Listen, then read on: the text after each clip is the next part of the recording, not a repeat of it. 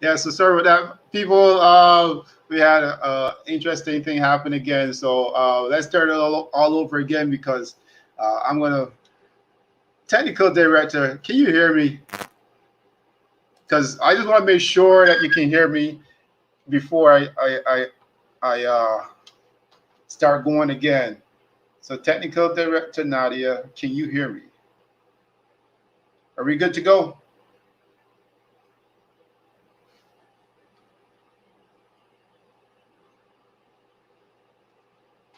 Okay. For true. All right, cool. So let's go, man, because we don't have a lot of time. We got Mr. Anton Walcott on the line tonight, and my guest from across the border. So let's go. So the first recorded black person to arrive in Canada was an African named Mathia de Costa, who arrived in 1608 to serve as an interpreter of the Mi'kmaq language to the governor of Acadia. For those of you who don't know, the Mi'kmaq language is one of the native speaking languages spoken here in Canada and within the USA. It was very difficult to pinpoint exactly where in Africa Mathia de Costa was born, but some have indicated that he was Nigerian. But judging from his last name, I would think he was attached somehow to Portuguese history, and there were a big part of the slave trade industry, etc., etc., etc., as we all know. A few thousand Africans arrived in Canada in the 17th and 18th centuries as slaves also, and this gives us some detail of slavery existing within Canada in the earlier days. We good to go? Yeah, loud and clear? We good, we good. So the colony of New France, founded in the early 1600s, was the first major settlement in what is now Canada today. Slavery was a common practice in the territory and throughout the world during these earlier times. When New France was conquered by the British in 1759, records reveal that approximately 3,600 enslaved people had lived in the settlement since its beginnings. Some of these people were African and also native people to the land. All right, so far so good. You with me? Check it out for yourselves. Six out of the 16 members of the first Parliament of the Upper Canada Legislative Assembly from 1792 to 96 were slave owners or had family members who owned slaves. John McDonald, Ephraim Jones, Hazelton Spencer, David William Smith, Francis Francois Baby, and Philip Dorland Brother all owned slaves. Uh, Black people have lived in Nova Scotia. We say black people because, you know, that's what people use. That's the term used to identify some people. So black people have lived in Canada, in Nova Scotia, Canada, before the founding of Halifax in 1749. And for those of you who don't know, Halifax is the capital of Nova Scotia. However, it was only after the American Revolution in the late 1700s and early 1800s that large groups of black settlers began to arrive in the province. And I'm sure that must have been a bit unsettling for some residents of the province. Which moves us to this: Africville. Africville was an African Canadian village located just north of Halifax and was founded in the mid 18th century. The city of Halifax demolished the once prosperous city seaside community in the 1960s in what many said was an act of racism. The mayor of the Halifax Regional Municipality apologized for the action in 2010, and that had stemmed from the city's action against Africville. From what I studied, this piece of land was considered junk or a garbage site and was awarded to many free men and women who settled in Nova Scotia after helping build Halifax. After helping build the city, you know, it was awarded some land and so forth. So most of the people were ex-slaves and Africans who had escaped enslaved conditions, and also some Jamaican Maroons who had found a way to relocate to this land. Seems like it was very prosperous in terms of everyone had hope.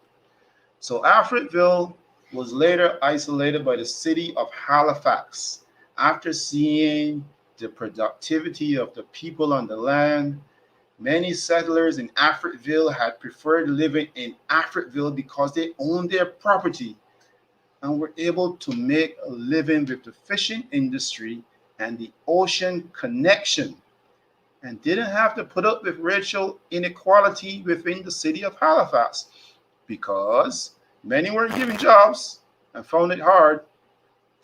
Even though residents of Africville paid taxes to the city of Halifax, Halifax did not provide amenities such as clean running water, proper sewage, and a garbage disposal system that folks can use. So can you imagine how brutal that could have been and difficult for those people to live on that land that they were now calling home? Well, for my thoughts, really, I'm quite familiar with this type of practice. I don't think that these methods are only practiced by people with racial biases within our society. The same people who look like you and laughs and talks with you and perhaps even share a drink with you, they're all quite capable of doing the same things to you if you don't own the land and have power to call it yours. That's my thoughts for tonight. So people, right about now, I want to introduce you to two good men tonight. I'm really excited to introduce you, Mr. Anton Walcott and Mr. Dwain Gibbs. Let me give you a little background here of Dwain Gibbs. So Dwain Gibbs, by the way, he's my cousin. And that's another long story right there.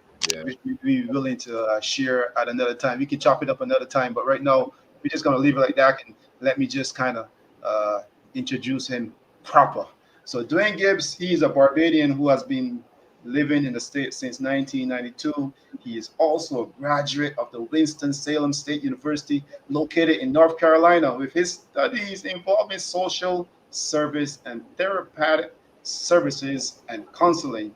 Dwain is an advocate of the Afro-Caribbean culture and has been passionately involved in the spread of the culture since relocating to Charlotte, North Carolina in 2006. Big up, Dwain. Dwain, big up, big up, big up. Dwain Gibbs is deeply involved in the Black Lives Matter movement and racial inequality protest that has erupted in the past 2 years. So he is deeply involved there, guys. He is also a staunch believer in seeing the oppressed gain freedom in all forms.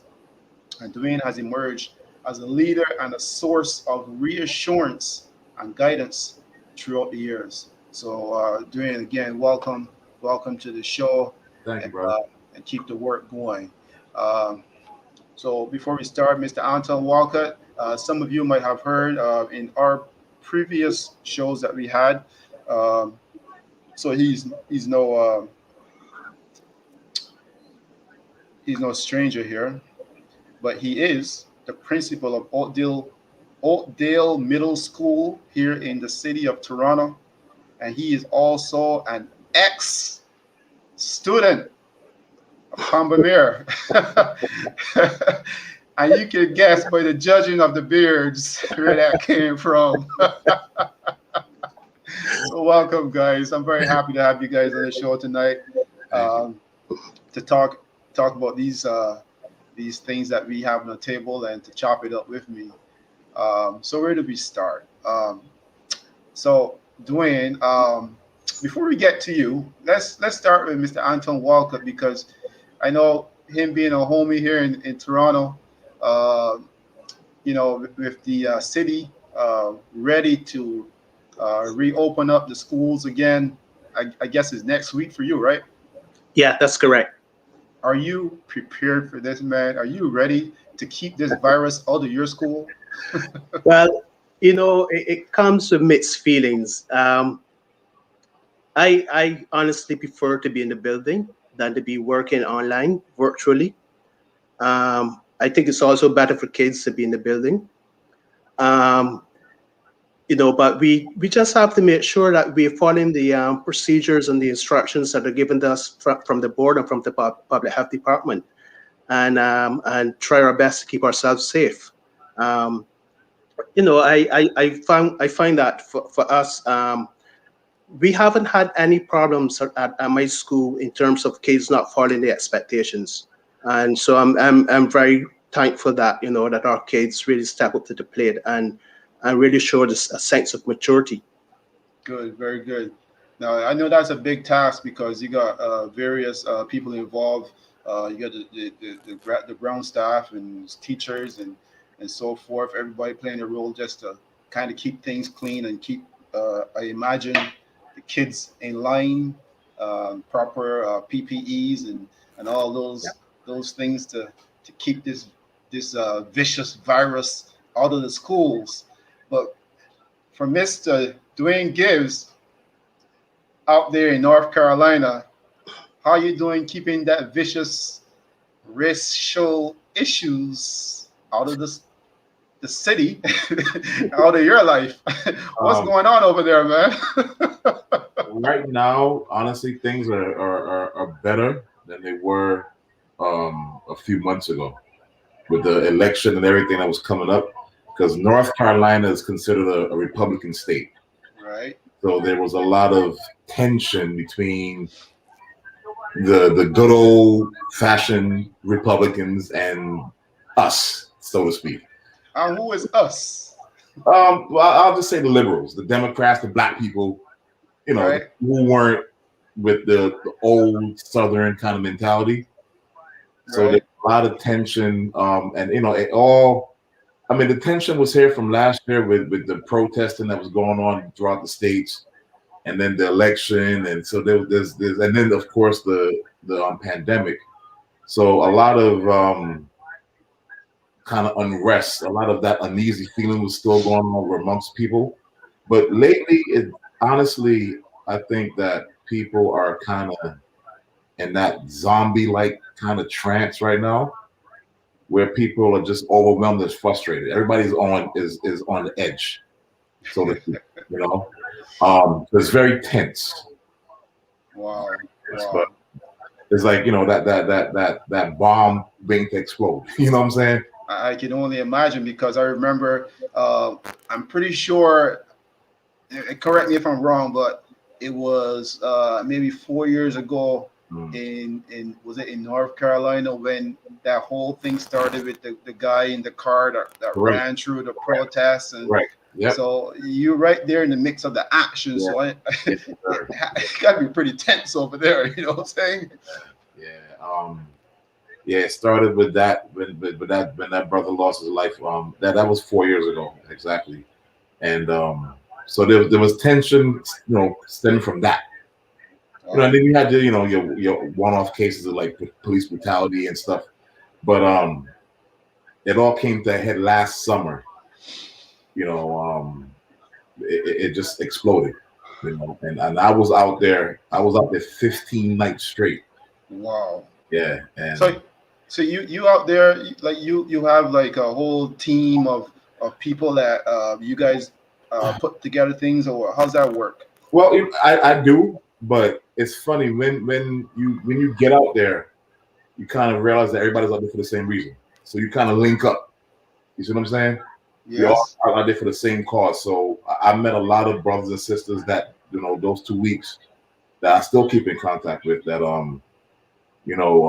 again, you're out there for that camaraderie. You form that camaraderie. You're out here for the same reason. Yes. Yes. Now I'm going to get back into a lot of that stuff throughout the night. I mean, we got to keep that going. It's still pretty early. So I just want to get to the principle, the principle of the matter, and find out about in your school. I wanted to ask about, because our topic tonight really is how has the pandemic been to you, and has it increased your awareness and what your value is as a person, during this pandemic. I mean, over the last 12 months, I'm pretty sure we all have had lots of thoughts. I mean, for the most, when that virus hit North American shores, we were kind of like, we didn't know what was going to happen, right? We didn't realize there was going to be like thousands and thousands and thousands, hundreds of thousands of people dying, right? And from that, it escalated into we saw a lot of inequality, and we saw a lot of biases, a lot of weaknesses started to show up either in the system. So for the school system, I was just wondering, are you comfortable now? Are you at a place in your career where you're just comfortable in terms of where you're heading and where you came from? Is it a good place, or would you say there's still some slight issues that can be worked out for people of color and so forth? Well, yeah. As uh, every job has its challenges, and I think some of those challenges are amplified when you're a black person working in a country that's pretty much dominated by white folks. Um, so there are challenges, but I'm really impressed with the board that I work for. I'm not going to call the board by name, but the board I've worked for has really been at the forefront in trying to address some of those challenges. So I think we're heading in the right direction. There's still quite a few things, ways to go, but we're definitely on the right path. Good, good, good. That's good to hear. I mean, that's really good news, especially coming from your point of view. I mean, I guess in your profession, you would be kind of like on the top of where you should be, or am I incorrect here? Or just still more steps? Well, yeah. I mean, the next step above being a principal would be a superintendent, and then some people go on to be executive superintendents and associate directors, and then maybe director. That's not the path to me. For me, where I want to be. I want to be in a school working with kids. I don't want to spend my time um, shuffling paper, so to speak, even though being the principal involves quite a bit of that these days. But I'm where I am. I want to be at a school working with young people. I had a principal several years ago when I was a teacher in the classroom who said to me, as a teacher in the classroom, you get to influence maybe 25, 30 kids a year. Mhm. But the reason why you should become a principal, because he was trying to encourage me to take that route. And he said to me, the reason you should become a principal is because as a principal, you get to influence a whole school. Every year you get to influence 400 or 500 students and the direction in which the education is going to go. So, obviously it's a job that I take very seriously. And like in most jobs, you should always be looking to continue to learn and improve yourself so that you could do the best for the students that you're serving. Absolutely, I agree Right? with that. So let's jump right back over the border. We're going over the border for a COVID-19 test. Believe it or not, people. Dwayne, man, it is serious out here, man. The COVID-19 test. Look, I had to take one, man. I'm telling you, um, this is not the most pleasant thing to happen to anyone. Yeah. But I had to take one, and let me tell you, I'm trying my best to avoid any contact with people in general. You know, one thing I would say, kudos to your government in Canada, because from what I'm reading and seeing on the news, you guys are handling it a lot better. Your prime minister is doing a really good job of, a better job than our previous administration here. Um, Things here it's like living in a dream. Is it? Wait, hang on. Is it a dream or a nightmare? What is it? A nightmare that won't end. Like you keep waking up and then go back to sleep and the nightmare continue. It's like that. It's funny because 2 nights ago, I was looking at the numbers in North Carolina, and I was able to scroll back to March of 2020, and the daily numbers were like a couple hundred, and people were panicking. I mean, toilet paper sold out, hand sanitizer, Clorox, over a couple hundred people. And now you fast forward to a year later, we have the average total in North Carolina alone is like 7,000 people a day. Wow. In North Carolina alone. Wow. Still.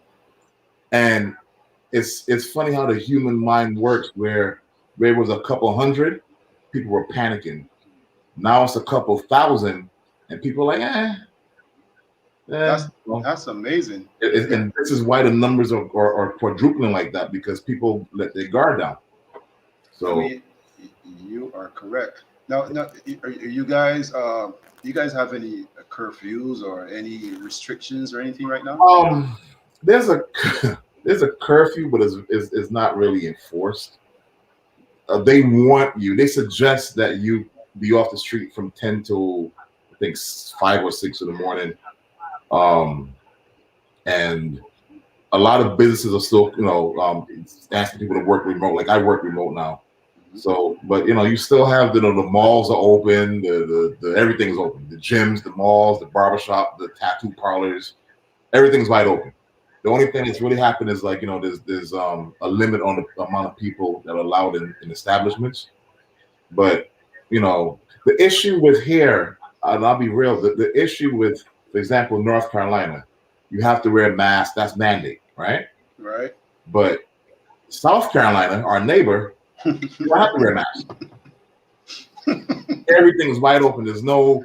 I've heard about South Carolina. You know what I'm saying? And I literally live 15, 20 minutes away from South Carolina. So you can just go across the border, go to the clubs, do what you want to do, and come back home. And that's the issue. That's why this thing is spreading like this. That's amazing, man. Yeah. I think the differences with our two countries is quite significant in how we think, perhaps how we do things. I mean, when you really look at the makeup of the people, it's really kind of similar. I mean, it's more probably African Americans in America than over in Canada, right? More people of color, right? But the way how we handle things seems to be quite different. Even going to the healthcare system, which I believe you guys are now trying to put back in. I guess you call it the Obamacare, right? Which would be able to give regular people healthcare. Yeah. It didn't really go away. They were trying to repeal it and everything, but that didn't work. The issue is that. I'm going to be mindful because you never know who's listening. Exactly. But the previous powers that were, they messed up a lot of things. The number of for example, the number of vaccines that they said was created, that was an off number. So now there's an issue with a shortage of vaccines, a shortage of appointments.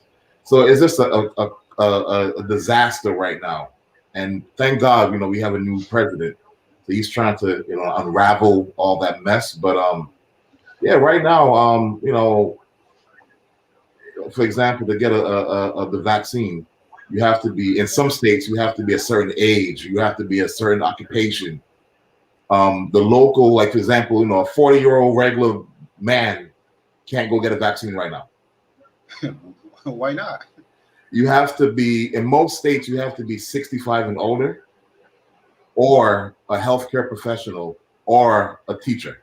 Okay, so they have a system where the most vulnerable persons are. It's very similar to here then. So that's happening right now. Right. Also, so I mean, the people who work in hospitals and so forth, they're the ones who are getting the vaccines first. Good. Now, this brings us to an interesting topic. So, Mr. Principal and Dwain, either one of you can jump in first, but are you guys for the vaccine, or you guys one of the people that are not for this vaccine? Oh boy. I'll let Mr. Walcott give you that. Okay, Boy. this is the way I see it. I try to get information from credible sources, and so in trying to find out about the vaccine, I went to Health Canada. I went to the CDC, Center for Disease Control in the States, and I went to their websites, and I read as much as I could about the vaccine. I know you go on social media. There's a lot of stuff about the vaccine it's designed to kill off black people, or the vaccine is designed to put Track you.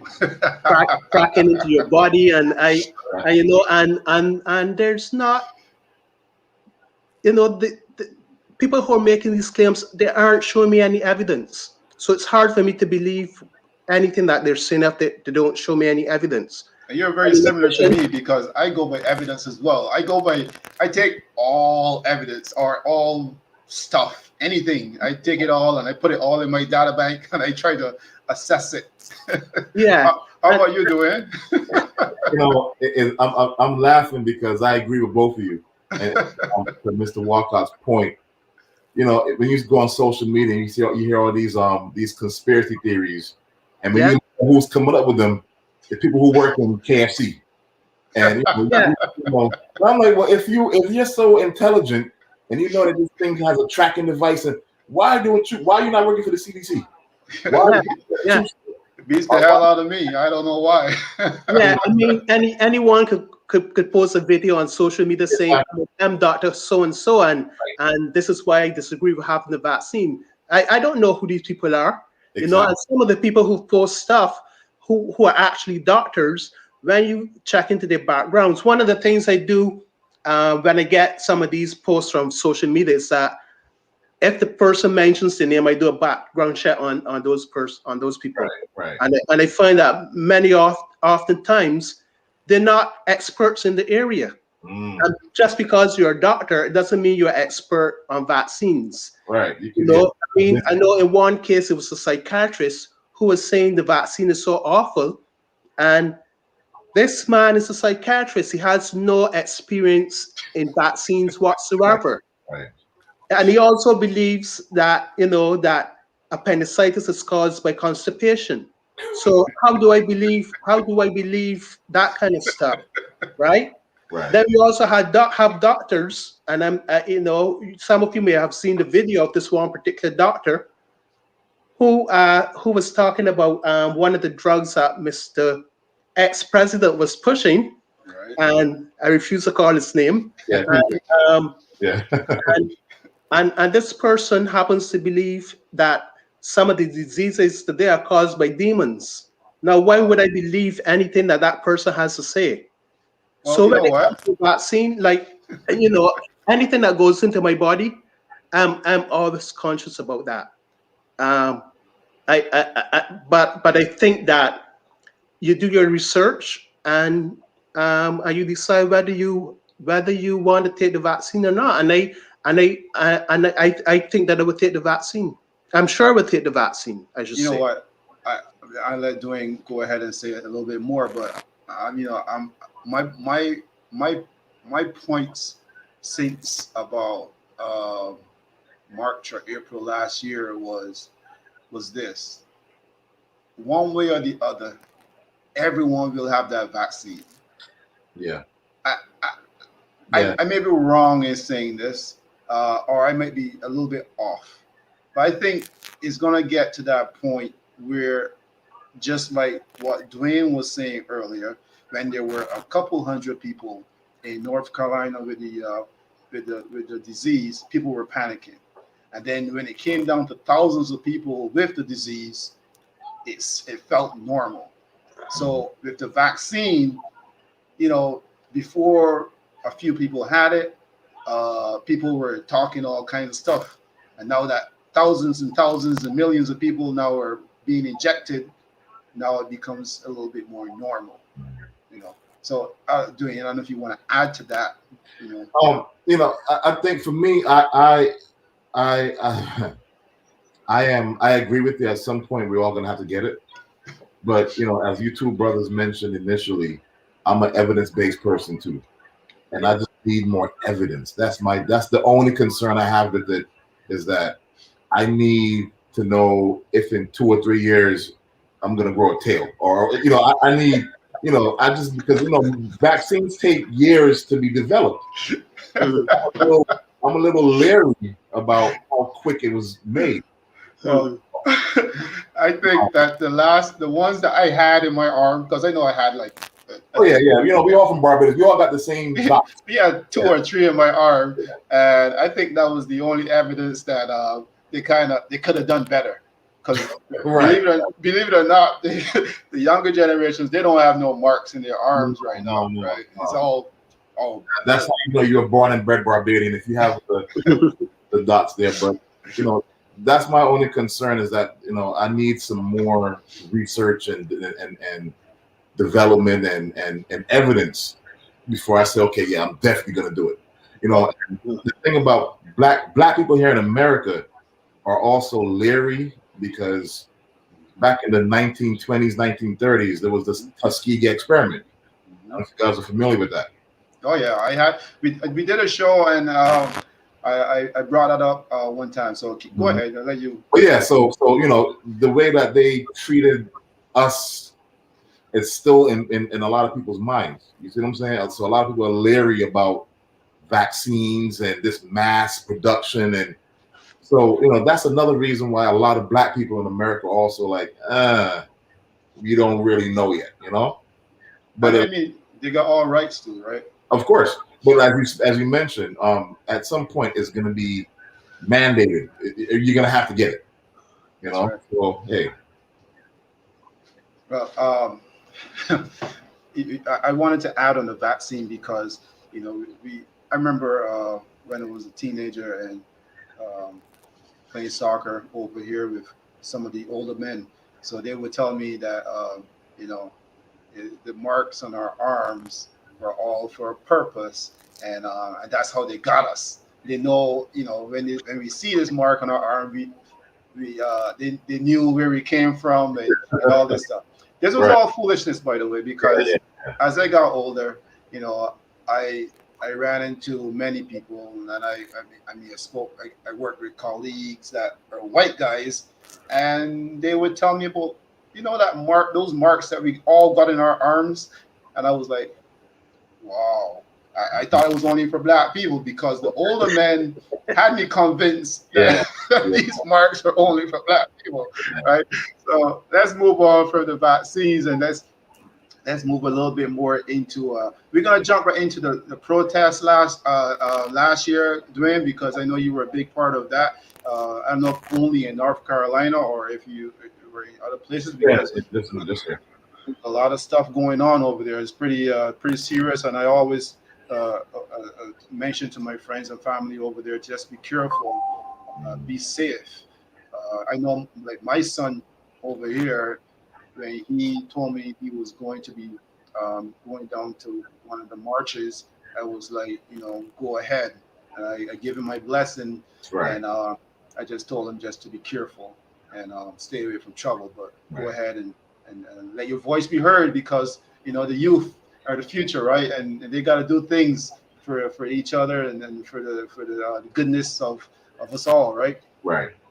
So I was wondering about the impact of all these images that the kids are seeing, the young kids. And I'll tell you why. Principal, you can jump in anytime, you can tell me, because we're going to be talking about the kids now. And Dwayne, you as well, right? Being a father and so forth, right? Because there was a time last year, I got a little 6-year-old daughter, and out of the blue, and my friends and family out there, I got all different types of. In Canada, we got all types of friends, different races and backgrounds and all kinds of stuff. So one of the things that she said to me stood out to me, man, and I never got it out of my head. And it was out of the blue because she's 6 years old and she's seeing and hearing these things. We're watching CNN and we're watching all these TV shows and stuff like that. And she's like, Daddy, can you tell me what did black people ever do white people? And I had no answer. I don't know where she came up with that, but I guess it's from what she's seeing with George and all the other stuff that's happening. Mm-hmm. Like I had no answer. Any of you guys can answer that? What did black people do to white people? Yeah. We scare them. I think. Now I'm not a white man, obviously, but from what I'll give you this. I'll give you some proof. So last year, let's just say, at any given night, 500-600 people downtown Charlotte, right? Mm-hmm. Unarmed. We're talking about women, children, older folks, 50s, 60s. There was one that was held by the NAACP, so that brought out an older crowd. Right. Majority black, of course. And that was the night that they opened fire on us. That was the worst night I was out there, right? Wow. Now let's take that situation, and then let's take the situation that happened at the Capitol building last month, right? We could have a couple thousand white people with guns and all kind of foolishness, and they could storm the Capitol building, and they're allowed. So so that proves to us that you're naturally afraid of us. You see what I'm saying? We are a threat, no matter how old we are, no matter our gender, no matter our age. Instinctually, their thing is react. Oh my God, they're gonna there's an uprising. We need to quell them down. And America has proven that throughout the years. And again, the most blatant example of that was the Capitol riot. And let's be real, if that was a couple thousand black people storming the Capitol, they will still be wiping the blood right now. All right, that would have been a serious thing. That would have ended a lot differently. So it's been proven that white people, what black people, like to your daughter's question, what did black people do to white people? We scared them. They are naturally afraid of them. They're afraid. I want the principal to kind of touch on that, but before you touch on that, I wanna say this to Dwain, because I mean, right now we're talking. So if you have someone choking in a headlock for hundreds of years, and then you let them go, wouldn't you kind of keep your eye on them a little bit? Exactly. Go ahead, Principal. Mm-hmm. Yeah, and I think Dwain is absolutely right, because we've heard the same thing about you contrast or compare how they treat black protesters as opposed to a mob of white people who are insurgents and terrorists, right? Right. But I think the answer really goes way back in history, because I think that white people, in order to justify slavery, had to demonize the black man. They had to say that the black man is a demon, right? They had to say that he was less than human.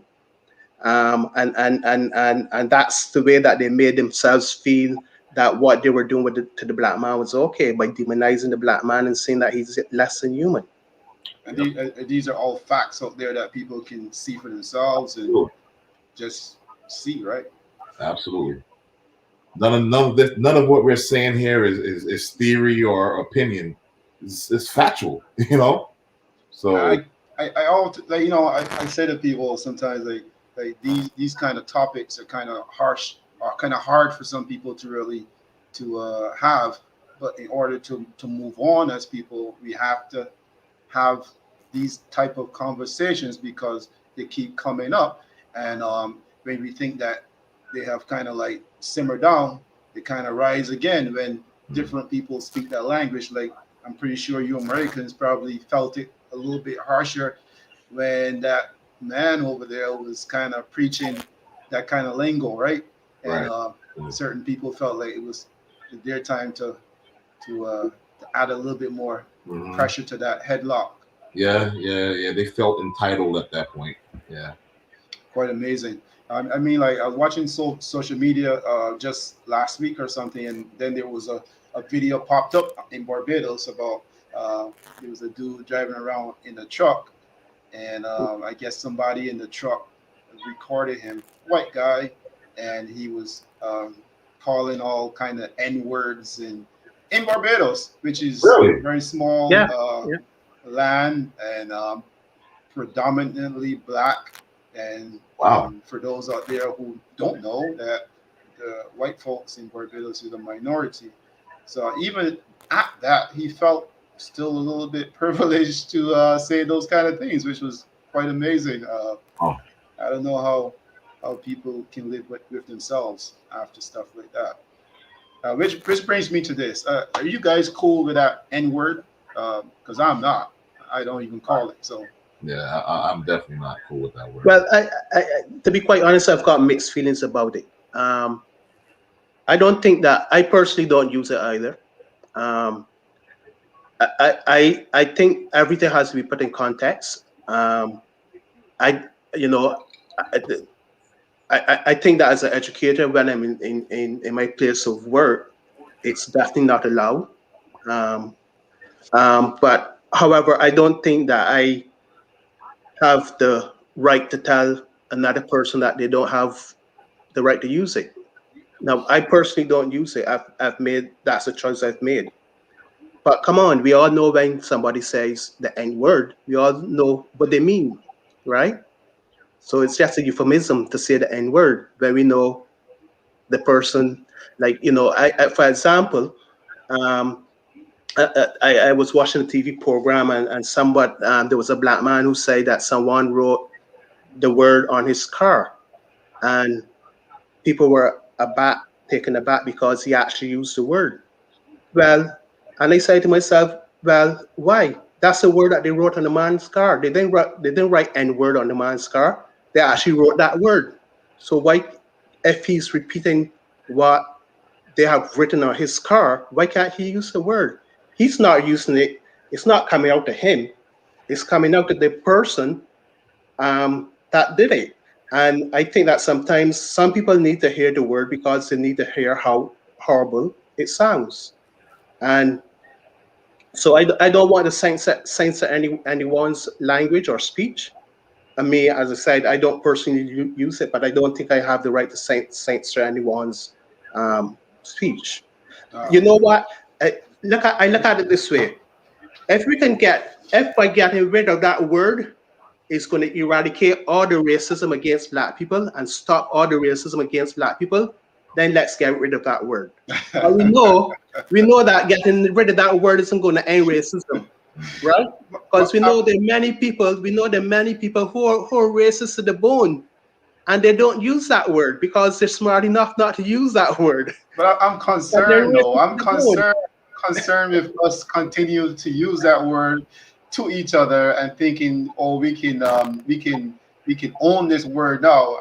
And I mean, this is an argument that's been going on for years and years and years. I don't really want to stick on it, but I'm just concerned because Dwayne, you probably hear a lot more where you at than I do. But I mean, ever since teenage years and so forth, I've been hearing the word amongst our people. I don't really hear it a lot because I guess other people won't say it around me, not a lot Right. of times. Right. But I mean, when I do hear it from another person of a different color, I I tend to distance myself a little bit because Right. if you're so liberal to use that word, I don't know what else you're feeling liberal to do, right? Yeah. I But agree. I really don't like us using the word. That's my stand on that. I remember the first time I heard my son use that word, and it was in a rap that he did. Mm. And after that, I was a little bit taken back, and I just had to, kind of hold my corner and say, look, you know what, this is their time. Maybe maybe I don't know, but it's not a choice for me. Uh, any thoughts on that, Dwayne? I think it's a really ugly word. But you know, it's just to me the use and the normalcy of the word is just another example of how the slavery has been transformed into a mental slavery now, where it becomes a normal word. Like you forget where it came. You forget the root and how many people died for that word. And now it's like, okay, Exactly. no big deal. But when you look at the grand scheme of things, that's just another form of mental slavery. There's a saying that I heard years ago. It said the greatest trick the devil ever played was to convince the world he did not exist.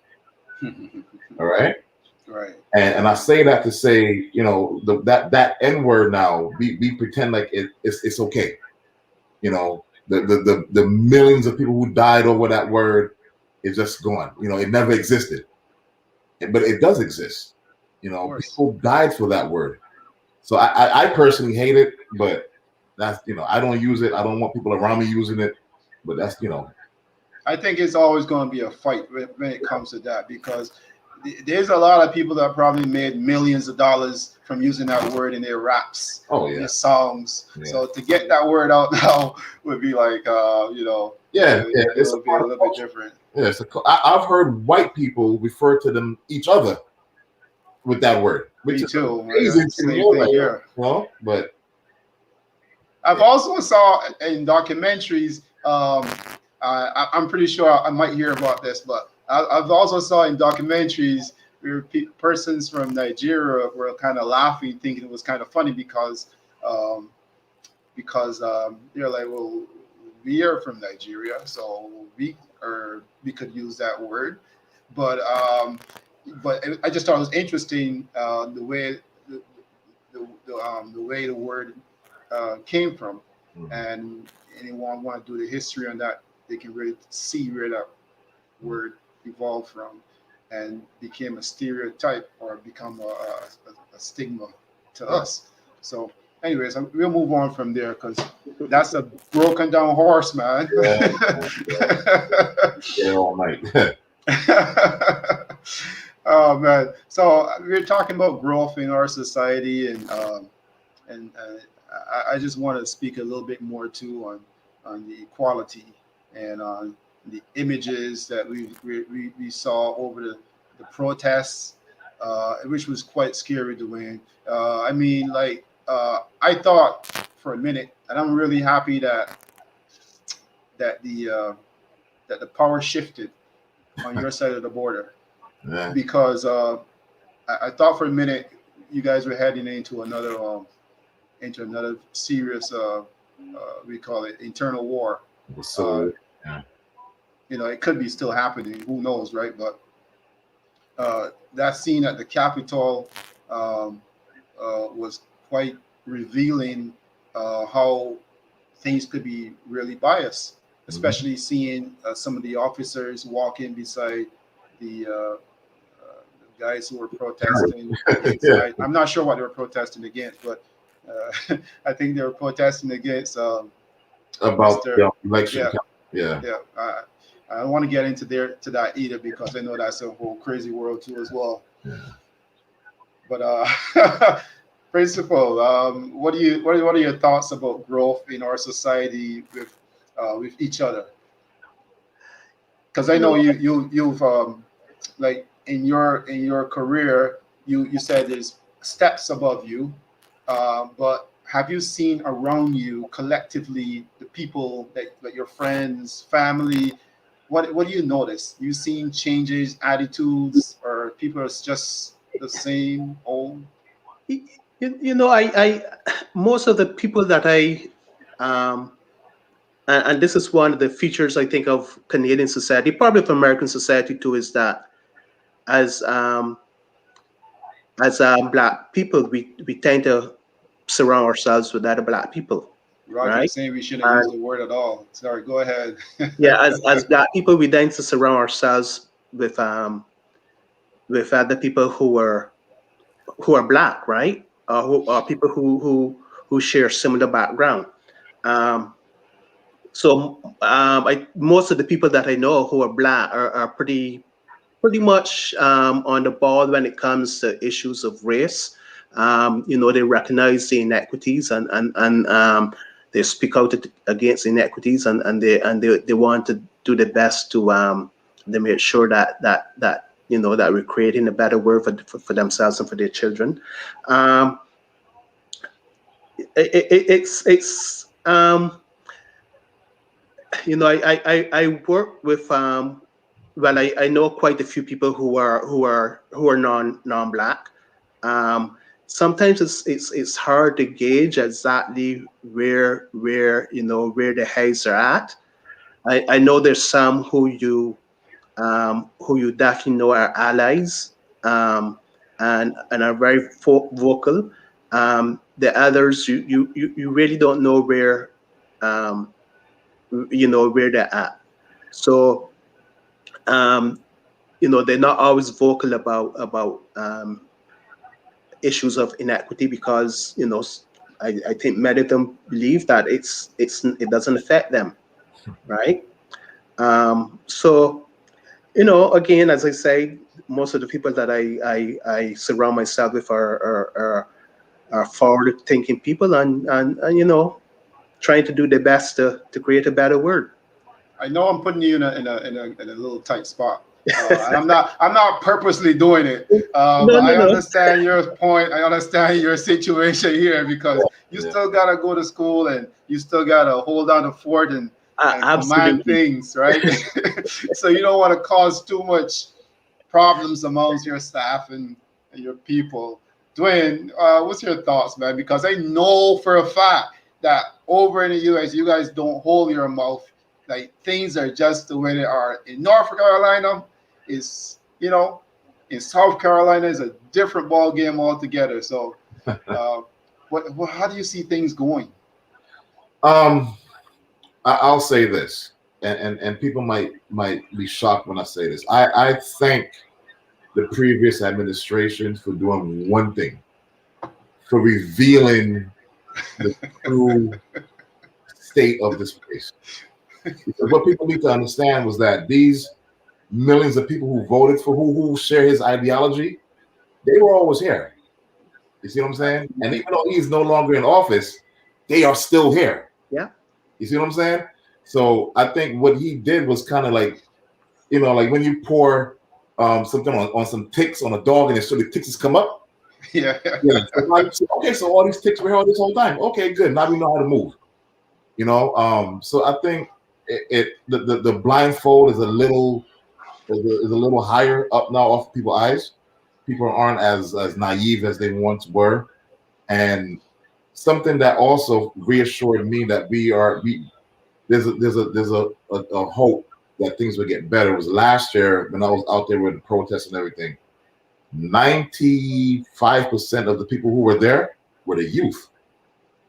There was a lot. Did you notice like the different types of makeup? Was it like black, white, different types of people? How was it? A lot of black, and it was a mix. It was a lot of black and white, but 95% of them were 25 and that 30 to 30 and younger crowd. A lot of young people were out there, and that's really good to see. Yeah. Really good to see. So it showed that there's hope. That old-fashioned ideology that the states had is fading away. However, you still have your stronghold. The good old boys. They still holding on, but young people they're not having that anymore. And that's good to see because those younger people they have to. Well, for one, I know that there's a lot of mixed race relationships, obviously, right, in this entire world, right? Mm-hmm. And one thing that the Black Lives Matter movement has done, which I see in some places in Europe, is I'm seeing people protesting against the inequality for people based on color, skin, and so forth. I think. No, I had this question that I want to get up before I forget because I'm getting to that age now where things could easily slip. So one thing is this, man. You think the cameras are good for us because the cameras are kind of like revealing some stuff there.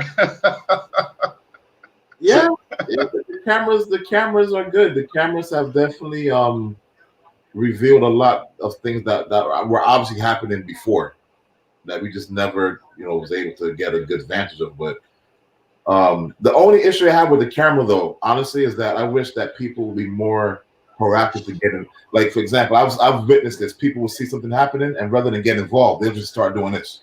Right. I've heard that too. And that's the only thing I don't like about the camera, right? But it did expose a lot of things that were happening, obviously, before, the recordings. So yeah, it's a mix for me. Because you know what? Because if people didn't like, I'll tell you something, man. That video, I remember I was watching basketball or I was doing something, and that video came through on my phone last year with George Floyd being choked, and I didn't realize it would emerge to something like this right now. But I was watching the video, I just had this sinking feeling in me. I was like, "What is going on here? Yeah, what is happening? What is going on here?" And I couldn't believe it. And then the whole world saw this. Yeah. And here we are today because of one video, right? So I think the video itself is playing a good role for people to help people. I know because 2019, there was guys who visit China, and I hope that me saying in China now doesn't cause problems also. But they were complaining about all the cameras in China, right? And here we are with a video surfacing because of someone having the nuts to record George. Yeah. And here we are today, right? What's your thoughts, Principal? Well, you got cameras in your school? We do have security cameras. We've had security cameras for quite some time. But two things that I want to point out is, despite having the cameras and the fact that some of these videos were wide, we still find that in many cases police officers aren't being charged with anything, or they're being charged and they're being found not guilty despite having the footage of the camera. The other thing about the camera is that we see the death of George Floyd, and the whole world stands up and takes notice, right? But within a few months, people go back to their daily lives and they forget about it. Yeah. Right? Yeah. I was actually watching something on television which was talking about the support for Black Lives Matter among white people, and they were saying that within recent months, the support for Black Lives Matter among white folks have really dropped, right? So people become outraged when they see these things, and then a few months go by and they return to life as normal. How do people judge if the support is not there or not? I'm curious about that. I guess they must have done some kind of survey. Oh, okay, maybe an online survey or something. Yeah. And these online surveys are like the Bible, right? Yeah, but I don't know how exactly they came up with the statistic, but I'm assuming they would have done some kind of survey. Dwain, in North Carolina, how's that? Is it the same too as well, or is I would agree. Yeah, I would agree because the momentum did decrease. Even amongst Black people. Yeah. The momentum decreased. You get wild up, and you go out there, and then after a few months, it's like, you back to regular until something else happens again, and that's why things keep happening, because they understand that there's a phrase that I said, march, pray, cry, repeat. And again, so of course, if they see that our own people are like, George, George, that was messed up, but we back to regular scheduled programming. Of course, the white people are going to say, well, if they're not stressing it, then why am I? Absolutely. Yeah. One thing. Go ahead. Go ahead. No, I was going to say, I think that what needs to happen is that the protesting, the marching is a good thing, but that's only one thing. That's only one way. And I think that once that's done, you need to find other avenues. So you need to go and get people registered to vote. Mm-hmm. You got to get them involved in social justice movements within their own communities, right? So there's other things that need to happen in order for these things, in order for us to change this kind of brutality that's being perpetuated against the black man. That's the only way that these things are going to change. But just marching on its own and then a few months later we stop, Right. that in itself is not enough. Exactly. And you know what? And I, to piggyback on what he was saying, to go out there and march, and then to go back home to your children, and you don't instill, that That's another piece. pride and love and how to be a good, upstanding black man or black woman, everything's null and void. You see what I'm saying? And that's where a lot of people. That's where I'm not going to get too heavy into that, but and I'm sure the principal could attest to this.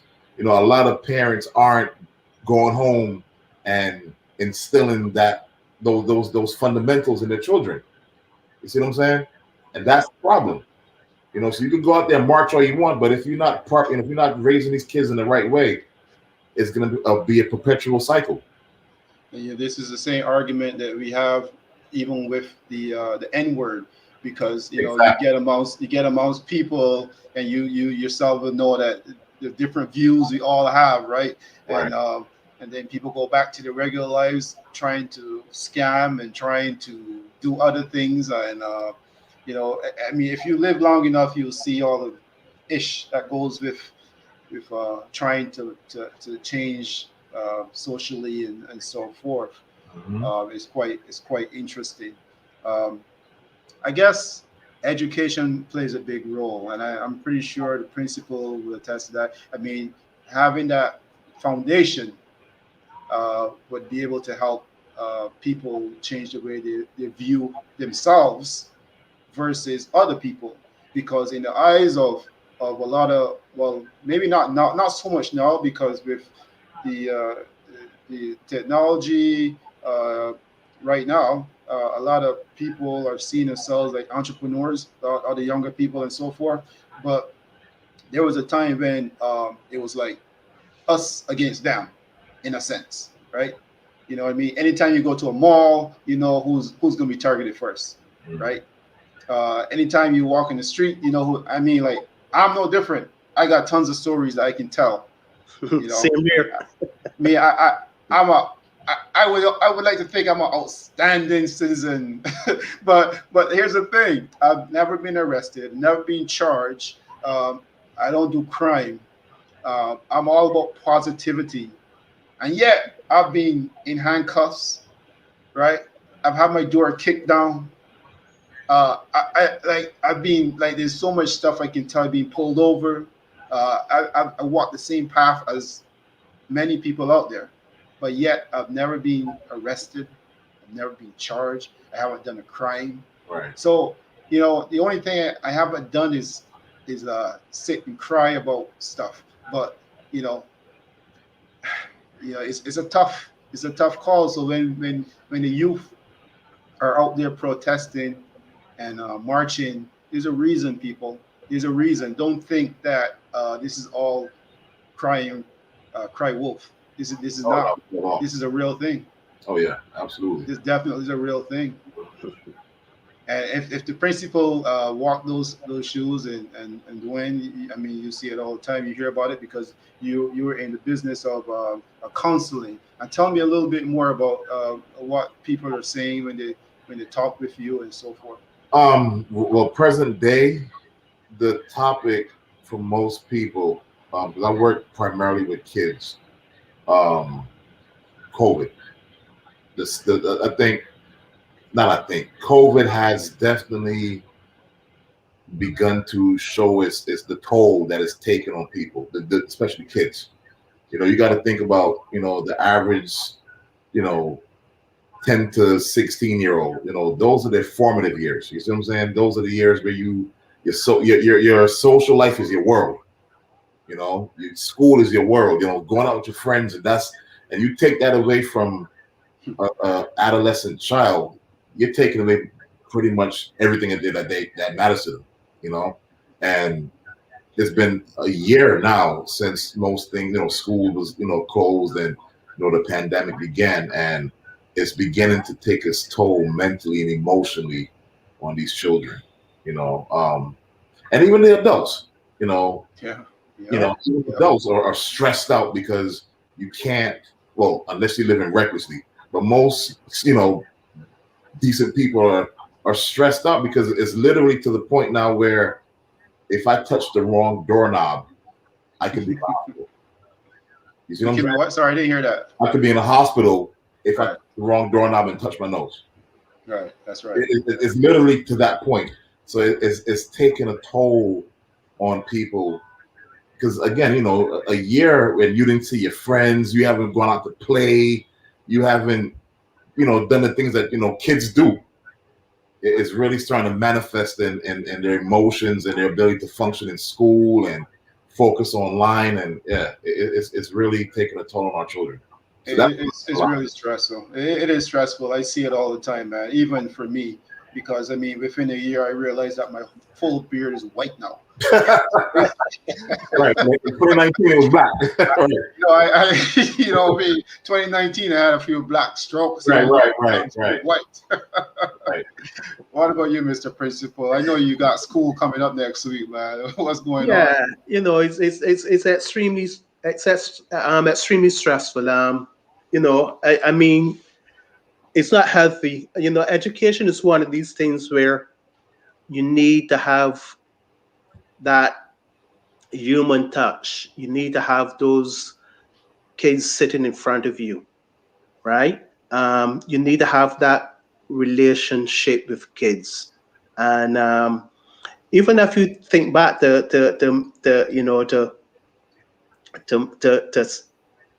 centuries ago, where the older folks or the elders would teach, there was always that human connection, and regardless. That, eh? Sorry. You say you guys really enjoy the whole teaching process. Yeah, you know what? Teaching from a computer is not the best thing. It's stressful for kids. It's stressful for teachers. Dwain is nodding his head. He's like, yeah. It's not your head, Dwain. It's not the ideal thing, and it's best to have kids back in school. You have, of course, it's during a pandemic. You have to be very careful. We are, as the adults in the building, are more likely to get sick than the students, according to what I'm hearing from people in the medical field. And it's more likely to be severe for us as the adults. But at the end of the day, I'm looking forward to going back to school next week. Yeah, that's good. I really hope that you can make sure that those things that are put in place also, the social distancing and so forth, because I can only imagine that those little people, they're not going to get their vaccines in no hurry. And if they're positive or anything like that, no one will ever know. I've heard of cases where the adults in the house were positive for COVID-19, and the little ones were negative. So these are the things that are happening. So we all got to be very mindful of these things and very careful. Now, speaking of adults and little people, try having a little person in your home and doing the adult things. Can you imagine how stressful that is for the two parents? Right. That alone could be stress on your relationship, right? So it goes around. It's not the easiest thing. We got like 15 more minutes in the show, guys, and I just want Dwain to add some more to the injustice and add some more to the social aspects of the pandemic, some of the flaws within our system, things that we can do better, things we can continue to practice. Maybe it can help a whole group of people, and we can move forward in a positive manner when 2022 comes around. Regarding the pandemic, I think at this point it's beyond race, it's beyond gender, it's beyond this. It and I don't want to get too religious here, right? But to me, this is my opinion. So let me use say the disclaimer. These thoughts are not representative of the Man for Truth show. These are specifically so I love it. all right. But I think that the pandemic it kind of revealed that it doesn't matter what gender, color, race, sex, whatever you are. We're all human, So my advice to everybody is just to just love one another, because again, what my negligence could wipe out a whole family, because it has happened. You've heard stories of the entire family, mother, father, grandmother dying. You see what I'm saying? Yeah. But we have to. It kind of reminds us that we are all interconnected. Period. Whether you're black or white, young or old, Asian, Mexican, whatever, we are all connected. Definitely agree with you, brother. Yeah, and we all breathe the same air. We're all the same. So and it's funny that the pandemic happened it started in the midst of all this social uproar and injustice, and the black versus the white, and the this one versus this one, and then the powers that be, I'm just gonna say the powers that be said, you know what, pause. All y'all get this. You see what I'm saying? Yeah. Everybody pause. You can get it, you can get it, you can get it. And now everybody's like, oh wow. So if you notice that since the pandemic happened, the social injustices and everything kind of died down. Everybody kind of paused, was like, oh wow, wait a minute. We're all victims now. We're all on the same level playing field.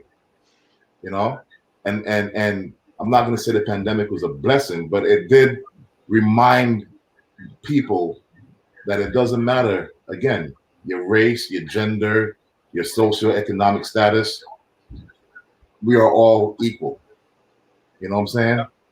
Now, I gotta ask you too, and any one of you can jump in at any time. But do you think that we as a people people in general, they put too much stress, too much emphasis on race? Because I do. I think that is too much on it. Because quite honestly, people are people for me. Respect is mutual. I got all different types of friends out there. I work amongst many people, become friends with so many people within this great city of Toronto, man, because this is like a bubbling pot of different types of people. I, for one, I cannot, for the love of God, you can ask my wife. I don't know where people are from. Like, if you ask me about backgrounds and stuff, I'm like, just this person. I don't know. Right. I don't focus on that stuff. Right. What do you think, Principal? I think that we can't get away from the race issue, because I think it affects us in our daily lives. It affects us in our jobs, when we're driving our cars on the street. Mm-hmm. When we walk into the mall. I think what we can't let happen though is let it consume us. No. We can't let it consume us to the point where we are not going to think clearly about what we're going to do about it. And I think that sometimes that happens, that we let it consume us. But we can't get it, because the truth is that when I walk out of a school, that's not the school that I'm principal at, and I walk into another building, they see a black man, right? What do you say about Nobody stops to think. Sorry. Nobody stops to think maybe he's a principal. I know I'm interrupting you, but I just want to bring this point to you. What do you say about when we're all calling each other that nasty word, and then the other side is calling us the nasty word, and people getting offended, but they're not getting offended? But like, like it's too much. We need to stop thinking about race too much. I mean, we do think about it too much. So the emphasis on a race or racism could really affect us as people. But that's what I mean by not letting not letting it consume us. But Right. we can't. It's not something that we can sweep on the rug. We can't get away from it.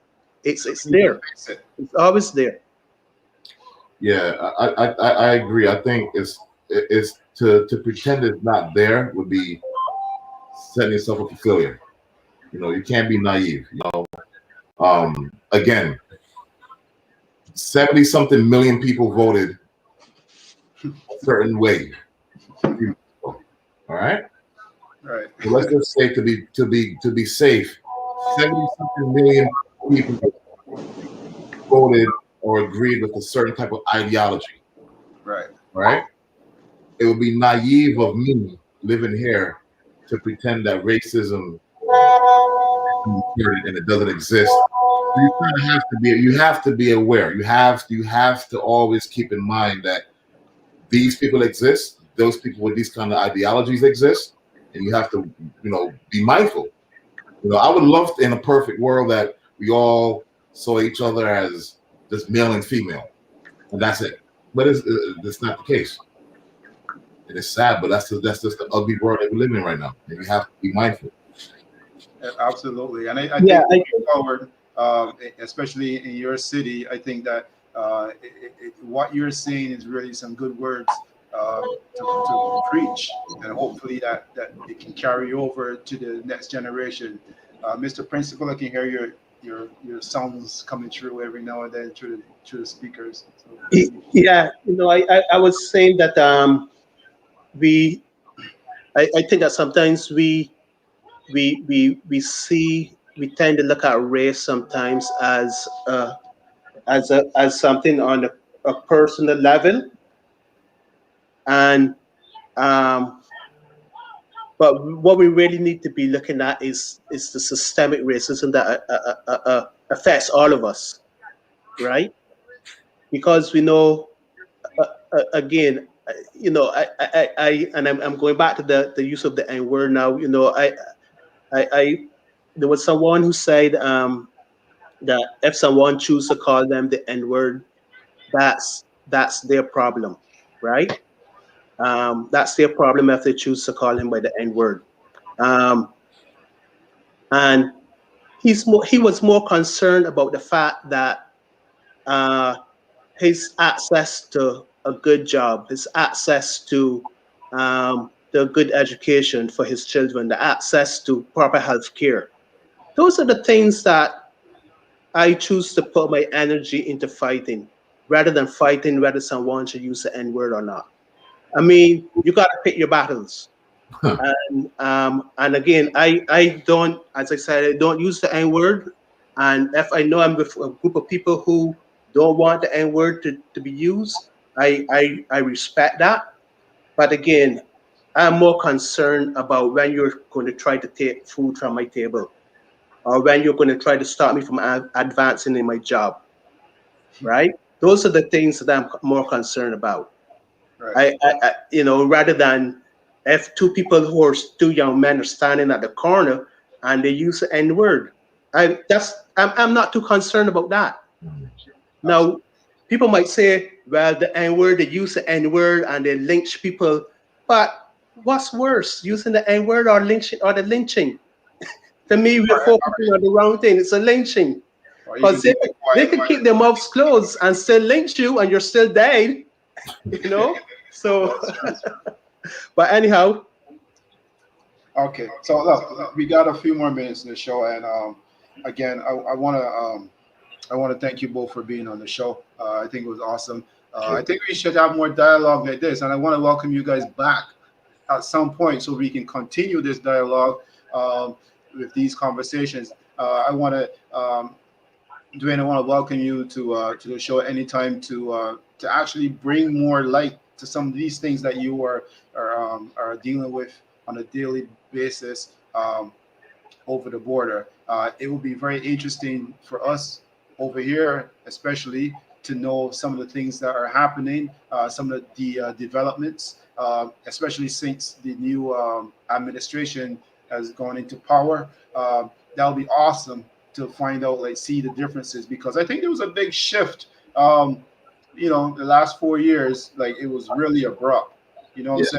saying? Going from Obama days into the next administration, that was a big shift. Yeah. I think Yeah. the whole world had a lot of hope, and I think you kind of went back a little bit.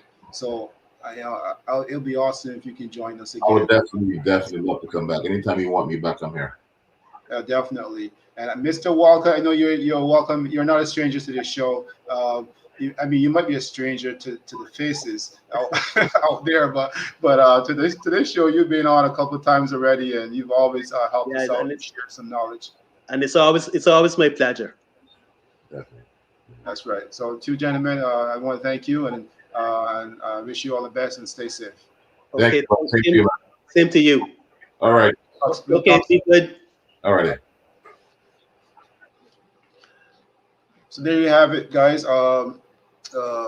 Very interesting topic. I think we should have more of these conversations in the future. I think these are some wise topics, and especially coming from significant people within our communities, in our society.